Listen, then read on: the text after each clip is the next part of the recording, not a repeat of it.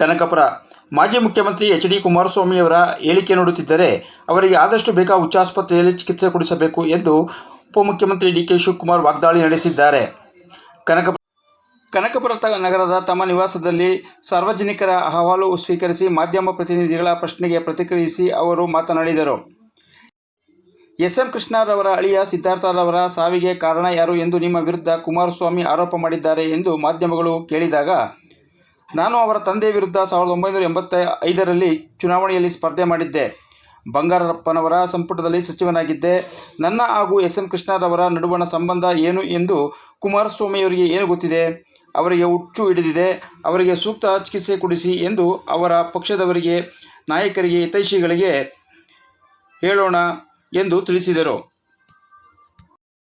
ಡಿ.ಕೆ. ಶಿವಕುಮಾರ್ ಅವರು ಬಡವರ ಆಸ್ತಿ ಲೂಟಿ ಮಾಡಿದ್ದಾರೆ ಎಂಬ ಆರೋಪ ಕುಮಾರಸ್ವಾಮಿ ಮಾಡಿದ್ದಾರೆ ಎಂದು ಗಮನ ಸೆಳೆದಾಗ, ನಾನು ಯಾವ ಬಡವನ ಆಸ್ತಿ ಲೂಟಿ ಮಾಡಿದ್ದೇನೆ? ಆತನನ್ನು ಕರೆದುಕೊಂಡು ಬಂದು ನನ್ನ ಮುಂದೆ ನಿಲ್ಲಿಸಲಿ. ನಾವು ಬಡವರಿಗೆ ತೊಂದರೆ ನೀಡಿ ಆಸ್ತಿ ಕಿತ್ತುಕೊಳ್ಳುವುದು ನಮ್ಮ ಜಾಯಮಾನದಲ್ಲಿಲ್ಲ. ಕುಮಾರಸ್ವಾಮಿ ಅವರ ಬಗ್ಗೆ ಯೋಗೇಶ್ವರ್ ಅವರೇ ಈಗಾಗಲೇ ಮಾಹಿತಿ ನೀಡಿದ್ದಾರೆ. ಅವರ ಬಗ್ಗೆ ಯೋಗೇಶ್ವರ್ ಉತ್ತರ ನೀಡುತ್ತಾರೆ ಎಂದು ಉತ್ತರ ನೀಡಿದರು. ಶಿವಕುಮಾರ್ ಅವರು ರಾಜಕೀಯಕ್ಕೆ ಬಂದ ಮೇಲೆ ಆಸ್ತಿ ಸಂಪಾದನೆ ಮಾಡಿದ್ದಾರೆ ಎಂದು ಆರೋಪ ಬಂದಿದೆ ಎಂದು ಕೇಳಿದಾಗ, ನಾವು ಬಡವರು ಹೊಲ ಉಳುಮೆ ಮಾಡಿಕೊಂಡು ಬಂದಿದ್ದೇವೆ. ನಾನು ಬೆಂಗಳೂರಿನ NPS ಶಾಲೆಯಲ್ಲಿ ಓದಿದವನು. ನನ್ನ ಇತಿಹಾಸ ಅಲ್ಲಿಂದ ಶುರುವಾಗಿದೆ ಎಂದು ತಿಳಿಸಿದರು. ನಿಮ್ಮನ್ನು ಜೈಲಿಗೆ ಹಾಕುವ ಷಡ್ಯಂತ್ರ ನಡೆಯುತ್ತಿದೆಯೇ ಎಂದು ಪ್ರಶ್ನಿಸಿದಾಗ, ಮೊದಲಿನಿಂದಲೂ ದೊಡ್ಡ ಸಂಚು ನಡೆದುಕೊಂಡು ಬಂದಿದೆ. ಈಗಲೂ ಷಡ್ಯಂತ್ರ ನಡೆಯುತ್ತಿದೆ. ಹೀಗಾಗಿ 10 ತಿಂಗಳಲ್ಲಿ ಸರ್ಕಾರ ತೆಗೆಯುವುದಾಗಿ ಹೇಳಿದ್ದಾರೆ ಎಂದು ಅವರು ತಿಳಿಸಿದರು. ಡಿ.ಕೆ. ಶಿವಕುಮಾರ್ ನನ್ನ ಮೇಲೆ ಕಲ್ಲು ಬಂಡೆ ಎತ್ತಿ ಹಾಕಿದ್ದಾರೆ ಎಂದು ಎಚ್.ಡಿ. ಕುಮಾರಸ್ವಾಮಿ ಆರೋಪ ಮಾಡಿದ್ದಾರೆ ಎಂದು ಕೇಳಿದಾಗ, ನಾನು ಯಾವ ರೀತಿ ಅವರ ಮೇಲೆ ಬಂಡೆ ಹಾಕಿದ್ದೇನೆ ಎಂದು ಅವರ ಪಕ್ಷದ ನಾಯಕರು ಹೇಳಲಿ.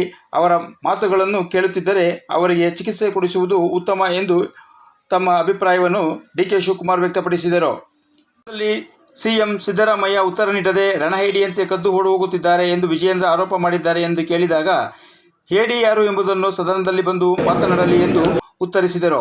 ಮಾಜಿ ಮುಖ್ಯಮಂತ್ರಿ ಎಚ್.ಡಿ. ಕುಮಾರಸ್ವಾಮಿಯವರ ಮೇಲೆ ಕಣ್ಣಾಕಿದರೆ ಸರ್ವನಾಶವಾಗುತ್ತಾರೆ ಎಂಬ ಹೇಳಿಕೆಗೆ ಗಮನ ಸೆಳೆದಾಗ, ನಮ್ಮ ಮೇಲೆ ಕಣ್ಣಾಕಿದರೂ ಸಹ ಅದೇ ಸಮಸ್ಯೆ ಆಗುತ್ತದೆಯಲ್ಲವೇ ಎಂದು ಅವರು ಉತ್ತರಿಸಿದರು.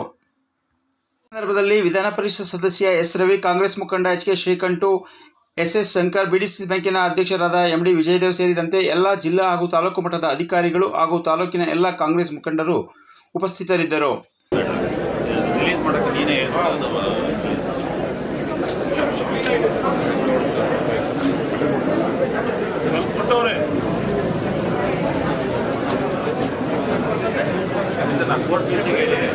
ಕೊಡ್ಬೋದಂತ ಬರ್ಬೋದು.